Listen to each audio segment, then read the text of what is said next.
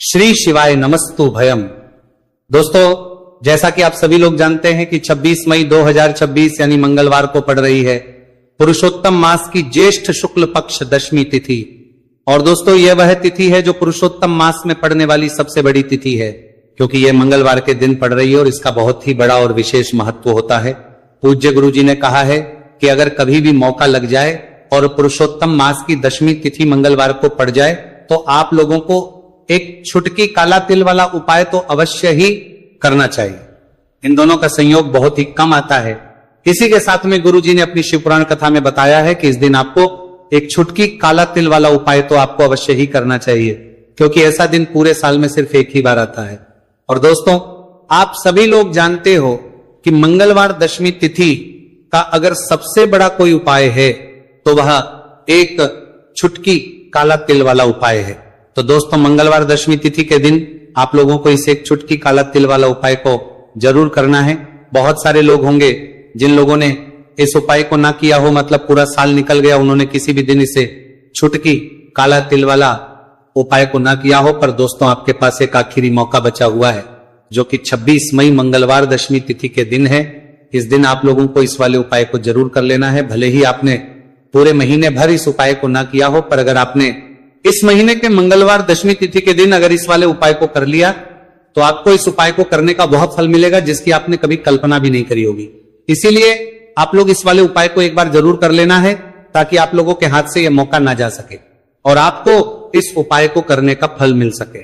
दोस्तों, यह उपाय पंडित जी ने अपनी अभी की ही श्री शिव महापुराण की कथा में बताया है। उपाय को आज हम आपको बहुत अच्छे से समझाने वाले हैं।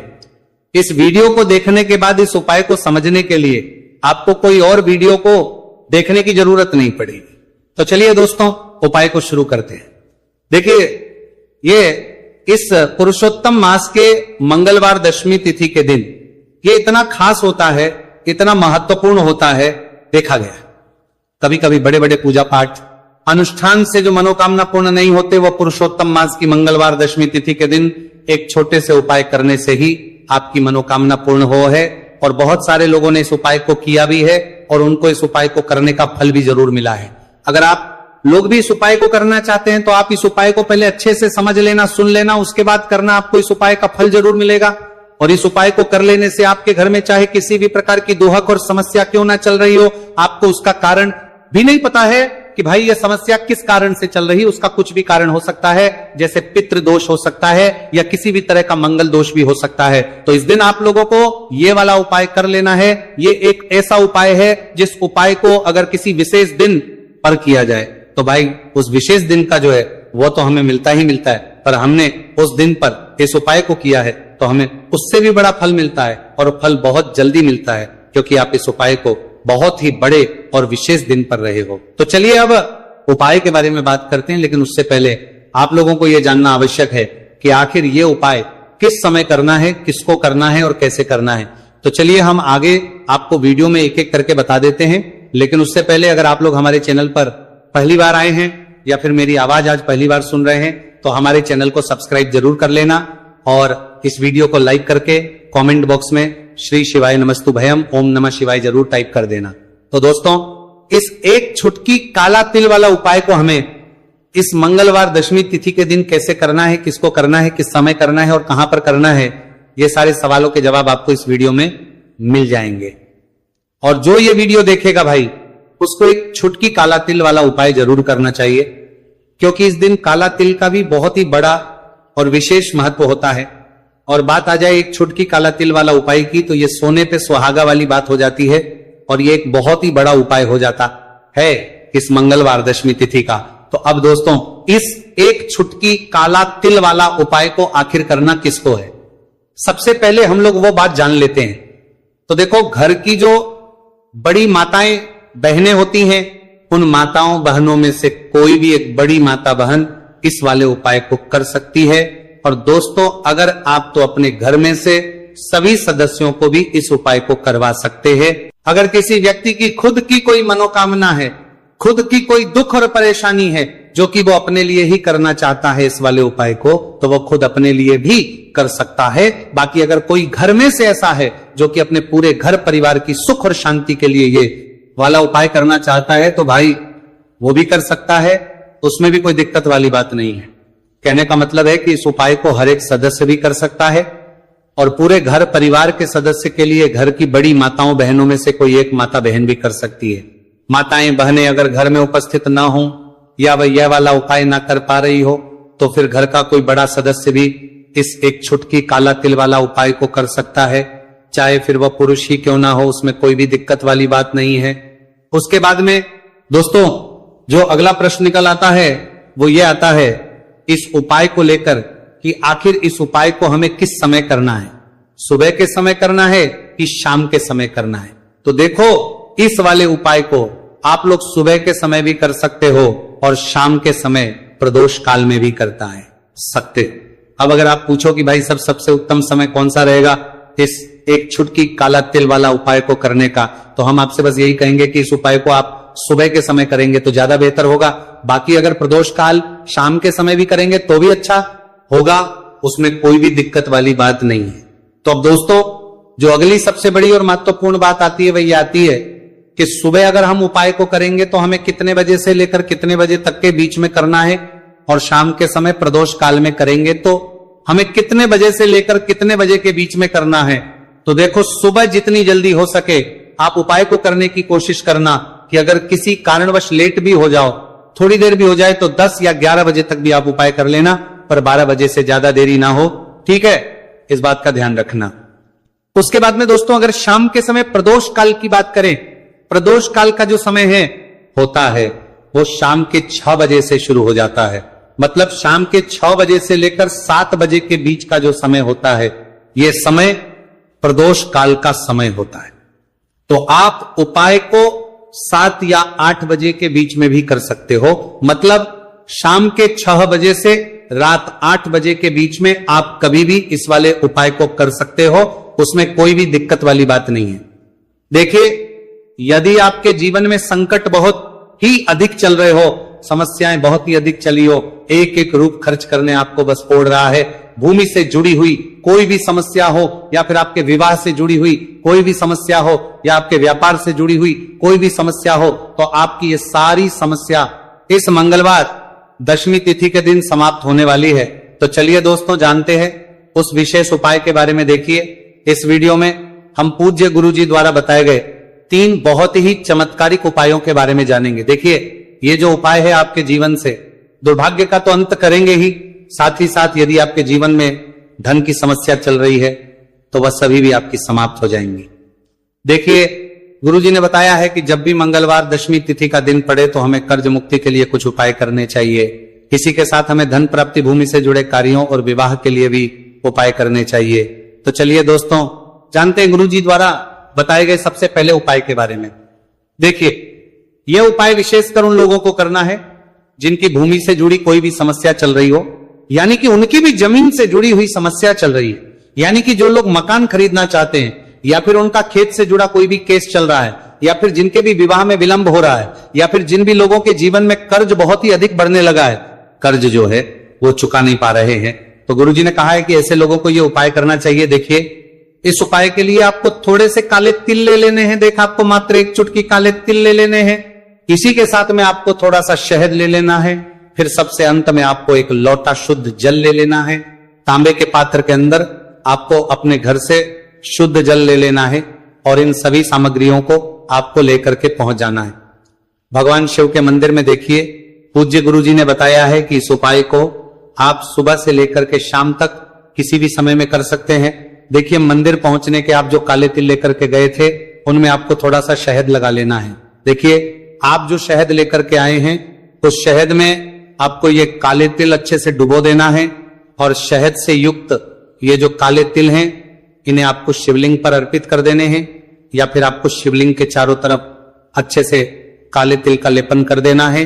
पूज्य गुरुजी ने बताया है कि लेपन करते समय यदि आपके जीवन में कर्ज से जुड़ी समस्याएं चल रही हैं, लेपन करते समय आपको आर्यन मुक्तेश्वर महादेव का स्मरण करना है या फिर आपके जीवन में विवाह से संबंधित या फिर जमीन से संबंधित कोई भी समस्या चल रही है तो फिर आपको मंगलेश्वर महादेव का स्मरण करना है। इसके बाद जो आप जल लेकर के आए हैं उसे आपको धीरे धीरे शिवलिंग पर अर्पित कर देना है तथा आपको लगातार शिव महापुराण के मूल मंत्र श्री शिवाय नमस्तु भयम इस मंत्र का जाप करते रहना है। पूज्य गुरुजी ने बताया है कि सिर्फ एक मंगलवार दशमी तिथि यह उपाय करके देखना और आप स्वयं देखेंगे कि 2 से 3 महीने के अंदर आपके जीवन से जुड़ी हुई जो भी समस्याएं हैं, बस सभी समस्या बहुत ही जल्द महादेव की कृपा से दूर होने लगेगी।